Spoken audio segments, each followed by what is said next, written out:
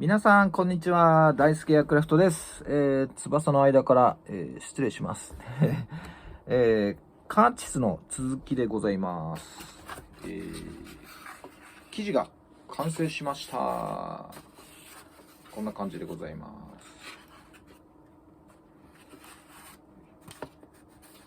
す。前回の続きからですね、進めたところはですね、ここですね。エルロンを作りました。あと主翼の付け根ですね、この辺の造形も仕上げました。あとラダーですね、ラダーのこの胴体の膨らみの延長部分ですね、ここをつけまして、であと水中打をつけて、そしてこのエレベーターの曲がってんな、エレベーターのごめんなさいエレベーターのリンケージを作って、そうだ一番のポイントなんですけれども、ここですね、ペットボトルでカウリングを作りました。調子に乗ってですね、あと2個ぐらいも作ってあるんですけれども、まずこれバルサーブロックの硬いやつですね。これを削って、型を作りました。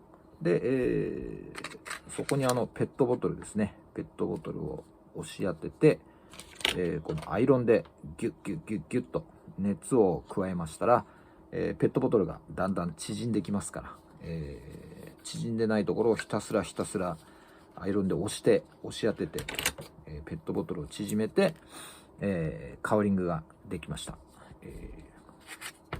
こんな感じですね。ここに排気管の出る切れ目があるんで、あとですね、この下側にも、空気の通り道で、開けましたが、カットしましたので、いつもちょっと大変なんですけど、この、なんでしょう、型をですね、型からペットボトルを剥がす作業、結構大変なんですけど、これはもうスポッと、簡単に、取れて、非常に気持ちのいい作業でした。気持ちいいってなんかこんなんで気持ちいいとかやったらちょっと変態かって言われますけどね。それで、これかな？これがね、最初に作ったペットボトルなんですよ。カウリングなんですよ。ちょっとね、微妙に違いがあるんですね。で、これが修正して、これが2回目に、こっちが2回目に作った方ですね。どうです？違いわかりますか？ですね、答えはですね、この、カウリングの上面、上の方ですね。上の方の、なんでしょう、二コブ。人間でいう肩みたいなところありますよね。これがですね、こっち側はシャープになってます。で、こっち側はですね、一番最初に作ったやつなんですけど、ちょっとなんかブヨーンと、ちょっと膨らんでますよね。これはどういうことかというと、ここの部分なんですけれども、最初ここの部分ですね、実機と同じ形で削って、たんですね。で、2回目やるときに修正を加えて、その時、ここの部分をですね、カットしました。こう、内側に切り込んで。で、これはどうしてかっていうと、このペットボトルを熱で収縮するんですけど、どうしてもね、こういう凹みの部分は、こう、収縮しづらいんですね。くっつきにくいんですね。なので、最初は実機通りの、形で作ってたんですけど、この、へこんでるところに押し当てようとしても、やっぱり限界があって、で、もともとは、実機の実寸通りの膨らみを持たせてるので、それにペットボトルをこう押さえつけたら、ちょっと押さえつけきれなくて、ちょっと膨らんじゃうと。外側に膨らんじゃうと。それで、実際の形よりも、ちょっとここが膨らんでるんですね。本当はもうちょっとここ絞り込まないといけないんです。で、それで2回目はですね、逆の発想で、じゃあもうここ切っちゃえと。十分に、へこみ部分にペットボトルが、貼り付かないんだったら、押し付けられないんだったら、元々の型をちょっとちっちゃくしちゃえと。で、ちょっと広がって、それでちょうどいい大きさになると。そういうふうに考えました。で、これが2回目作ったやつですね。結構この切れ目を入れることによって、この切れ目にグイーッとこのアイロンをですね、押し当てることによって、ある程度こう、なんて言うんでしょう、木型に、ペットボトルが密着するようになりました。で、これが2個目ですね。よいしょ。ちょっと1個目の方が少しデブッチョっていうんですかね、膨らんでますよね。はい。そして、で、これが3個目。気を良くして、おお、面白いな、もっと作っちゃえっつって3個目作ったやつがこれです。で、実際に機体にはめてみました。ぴったりですね。いい感じだと思います。ペットボトルにすることによって、この角度調整ができるんで、この取り付けの角度を調整することができるので、モーターのスラスト変更した時とか、あとはモーターのサイズの大小によるですね、微妙な距離をですね、こう調整することができます。あともう一個ですね、いい点がありまして、このカウリングは機体にかぶせてますから、このかぶせてるところを利用して、バッテリーハッチですね。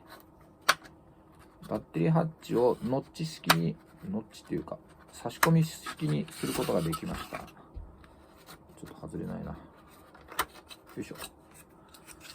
前回作った時は、このバッテリーハッチの前と後ろに磁石をつけてたんですね。で、機体の受け側の方にも前と後ろに磁石をつけてて、こうパチって、はまるようにしてたんですけれども、今回このカウリングをですね、胴体にかぶせてますから隙間があるんですね。そこの隙間にこの、バッテリーハッチの前側から差し込んで、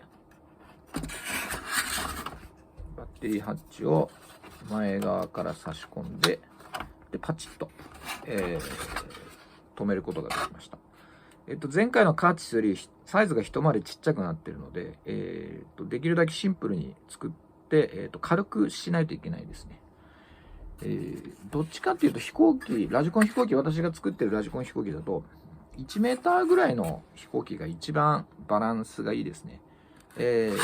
総重量に対する、機体の大きさが、大きくなります。で、小さく作ろうとすればするほど、機体の割には重い飛行機ができてしまいます。それはどうしてもこう割愛することができない部品だったりとか、パーツの構成だったりとかがあるので、ちっちゃく飛行機作る方が難しいですね。横幅60センチとか、それ以下だとかの方が、軽く作るのが非常に難しくなってきます。今の重さちょっと測ってみましょうか。よいしょ。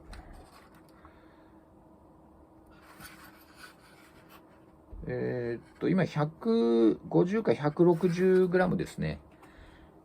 今生地完成で150g だとして、だいたい完成の重量って3倍ですね。150×3 なんで 450g 前後で仕上がると思います。まあ、この大きさで 450g ってね、結構なんて言うんだろう、重めの方になるんじゃないかなと。ただカーチスは複容器なので揚力が稼げるのと、フロートもですね、上手に作るとフロートからも揚力が発生します。あと胴体も結構太くて丸みがありますので、胴体からも揚力が出てますね。なので重さの分をこう形でカバーするという、ことになります。でもいずれにしてもやっぱり速いスピードになると思いますね。あと今回改良したのが、このキャノピーの左右にネジ止めをすることにしました。これによってキャノピーをいちいち外さなくて良くなりました。ここが改良点ですね。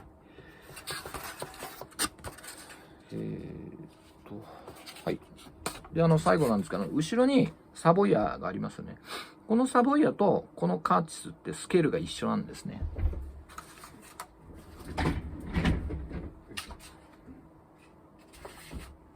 見えますかね。これが同じ。見えてるかな。こんな感じ。カーチスの方が翼幅がちっちゃいんですね。サボイヤよりもちょっと一回りちっちゃいぐらいになります。これがスケールが合ってると、これぐらいの大きさのバランスになります。こっちがサボイヤで、こっちがカーチス。あと私、宮崎さんの作品に登場する飛行機結構好んで作ってるんですけれども、まあこれがサボイヤで、あと今同じスケールで作ってるのあるんですね。これなんだと思います？ダボハゼ号ですね。めっちゃでっかいんですけど、まあこれなんかこれ頭なんですけれども、ちょっとまだできてなくて本当にねお待たせして申し訳ございません。必ず、仕上げてお届けいたします。これですね、これ胴体後部ですね。でっかいですよね。でっかいんですけど、こうやって比べると、これぐらいの大きさになるんですね。劇中の大きさを比較してみると、これが胴体後部ですね。でこっちがサボイヤ。劇中だとこのサボイヤがバババババってこの機体をやっつけちゃう、襲うわけですね。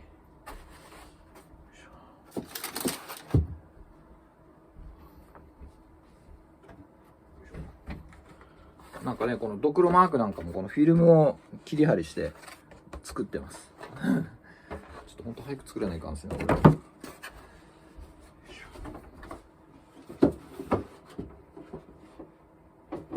そう、この翼がね、でっかいんですよ。これ真ん中で、これが端っこで、翼幅が2メーターあります。